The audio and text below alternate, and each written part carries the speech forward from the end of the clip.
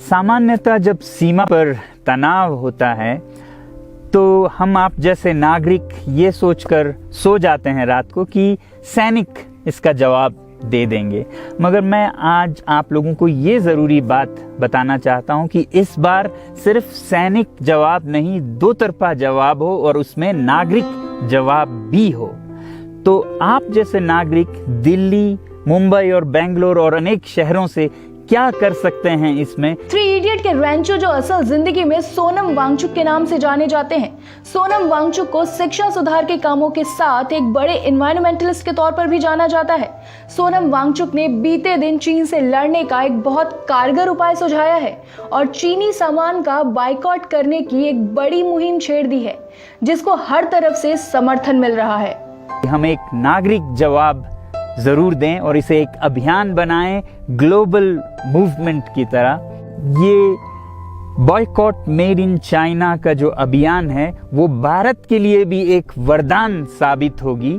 जैसा कि हमारे प्रधानमंत्री ने एक विजन हमें दिया था स्वावलंबन का, सेल्फ रिलायंस, वो तब हो सकता है जब हमारे अपने उद्योग फलें फूलें। और जब हम बॉयकॉट करते हैं इन सामान का तो अपने देश के उद्योग का, उत्पाद का हम प्रयोग करेंगे और उससे मजदूरों को रोजगारी मिलेगी और सारा देश खुशहाल होगा।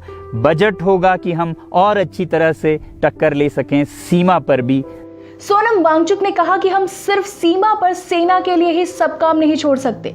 इस देश के नागरिक होने के नाते हमारी भी कुछ जिम्मेदारी बनती है। सोनम वांगचुक ने बताया कि हम जाने अनजाने में अपने जवानों की मौत का कारण बन रहे हैं। हम चीनी सेना की मदद कर रहे हैं और हमें पता भी नहीं लग रहा। जरा सोचिए, हम आप भारतीय उद्योग को मारकर चीन से मूर्तियों से कपड़ों तक हर साल 5 लाख करोड़ के सामान खरीदते हैं और फिर यह पैसा आगे जाकर हमारे सीमा पर हथियार और बंदूक बनकर हमारे सैनिकों के मौत का कारण बन सकती है।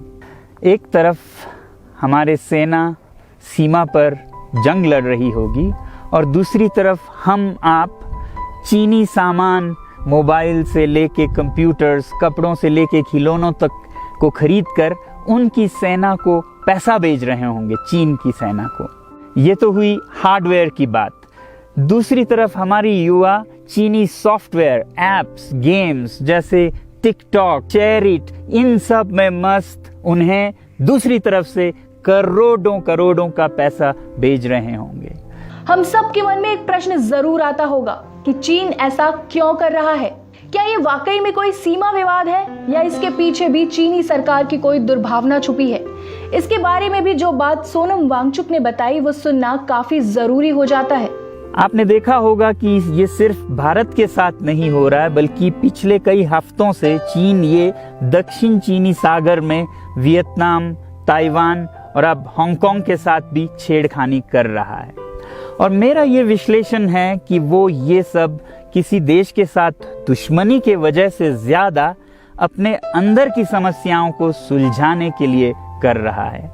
आज चीन को सबसे बड़ा डर है तो अपने जनता से डर है। उनकी 140 करोड़ की आबादी जो कि एक बंधुआ मजदूर की तरह बिना मानवाधिकारों के चीनी तानाशाह सरकार के लिए काम करते हैं और उसे धनी बनाते हैं।